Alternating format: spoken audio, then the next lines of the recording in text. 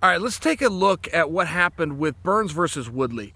And I had a little different interpretation than some did. I thought Woodley looked awesome. Now, you have to understand the stakes going into this, okay? Woodley has been out for a year. If you're out for a year doing anything and you walk into a 25-minute atmosphere, you have to be trained and prepared to the highest of levels. Look, there's an expression in life that there's something to be said for momentum. But when you're in an endurance sport, I mean, the human body, it's a very rare person that can go 25 minutes. Would even agree to do it.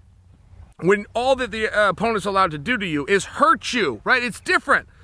So the fact that Woodley went in there, he's got to answer a couple of questions. Can he beat Burns is actually the last question he has to answer. First off, how is he going to respond? Any champion, okay, what goes up in life must come down. So any champion who is no longer the champion and it's coming down, how are they going to deal with that emotionally? How are they going to walk out? How are they going to be motivated? Every fight Tyron Woodley's had for the last number of years has been for a world title. Now all of a sudden he's in a fight, even if he wins, he doesn't get the world championship. I mean, the question is, how is he going to internalize that, compartmentalize that, and move forward with that? Okay, so you go there with Burns. Burns is at a totally different spot. Burns has never been put in a main event. Burns has never fought a world champion. Burns has never been a dark horse of a forming division where this could be the one where he slides right in for a world championship. And I realize it wasn't advertised or billed as that, but if you take a look at the division, which is a bit of uncertainty, maybe I could go as far as to call it a mess.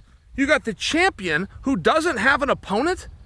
They find an opponent for him who walks away from the opportunity. You got another guy named Leon Edwards who hasn't lost in 4 years but can't get out of the country. You got Colby Covington that certainly qualifies for a shot, but for some reason isn't really in the talks for it. I mean, it's just kind of one of these weird divisions where, man, what a difference a day makes. And who, you want to talk about storylines, who doesn't like the storyline of a dark horse, which is Gilbert? He's not even in the conversation 48 hours ago. Now he's on the tip of everybody's tongue. There's just a lot going into it. You have a guy that's having fun in Gilbert. You have a guy that as long as he hasn't done it too long, where it's not a job yet, it's not work, it's not something I have to do, it's something I get to do. And with Gilbert Burns, it's something I want to do. That's a totally different approach, because if you go out and you watch who the better fighter was, man, these guys were a wash. They both got good hands, they both got good wrestling. One a little bit more with the submission, one a little bit more with the position. These are the same guy.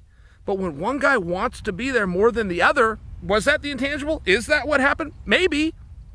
Gilbert goes out.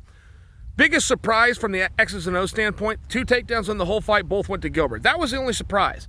Other than that, let's back up to T-Wood because he sure did a great job. Look, 20 seconds in, he gets taken off his feet with a punch. Head over T-Kettle. He's on his back. Top grappler in the world then transitions to mount. So now not only is he mounted by one of the great grapplers on earth, he's got his eye cut, blood coming into it. The referee could have stopped that fight. As soon as a guy goes down and then he gets swarmed, a referee can stop the fight and nobody's going to say that was early. You can stop the fight. Referee didn't. Tyron fights on. Tyron gets his ass up off the canvas. He deals with the shot. He deals with the blood. He deals with having a hard time seeing. He deals with a full mount and he gets back up and says, let's try this again.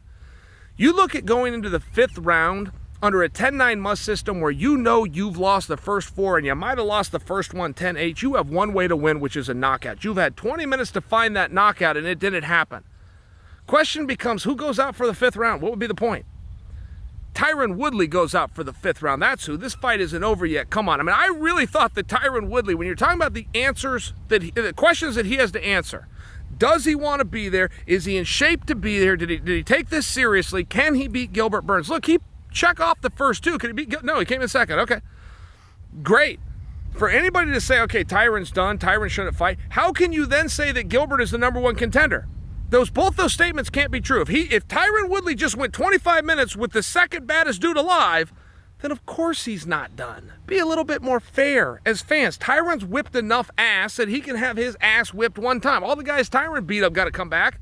Nobody wrote any of them off. Why? Because they were losing the baddest dude in the world. So Tyron loses to the guy that we're now saying should be fighting Kamara for the championship. I mean, you guys see what I'm saying here? That was a great fight. Both those guys proved themselves. A lot of you, in fairness, just didn't know who Gilbert was. And it's not your fault. Gilbert did some of it under the radar. Gilbert never really spoke up. He was a guy that was happy to be there and go along to get along. He was one of these guys. And you're going to take a longer path to stardom when you do that. But that path has been ran. Gilbert is there. I would have never told you before this fight that the winner of this contest is going to go fight for a championship, but I knew it was possible. I'm not willing to tell you now that the winner of that fight, Gilbert Burns, is going to go fight for a championship, but I will tell you it is possible, and I might even extend that to likely. Dana came out and named his top 3 for Usman. He threw Masvidal, he threw Covington, and he threw Leon in the mix. We haven't heard from Colby. Whatever Colby does next is going to be a big deal. Everybody's missing Colby, right? I'm not the only one. We're all missing the Covington show. But it does appear that Masvidal has elected to go and do something else. We're hearing rumors of Nate Diaz. And we know that Leon's stuck. When you have a guy like Gilbert Burns who comes out and says, Dana, give me the chance. I'm ready now. Look at my face. I don't have a scratch on me. These are quotes. Gilbert Burns' interview was just as impressive as his fight. And I don't mean because he was entertaining. He had something to say. He did an interview 1 minute after he went 5 rounds with a future Hall of Famer. Guys, he was speaking to you more clearly than I am right now. He wasn't huffing and puffing. He could have gone 2 more rounds. And he tells Dana, I'm ready now. Look at my face, Dana. Not an injury on me. I am ready now. Put me in July. Put me in June. Just please put me in. That's the way that you ask for something with the boss.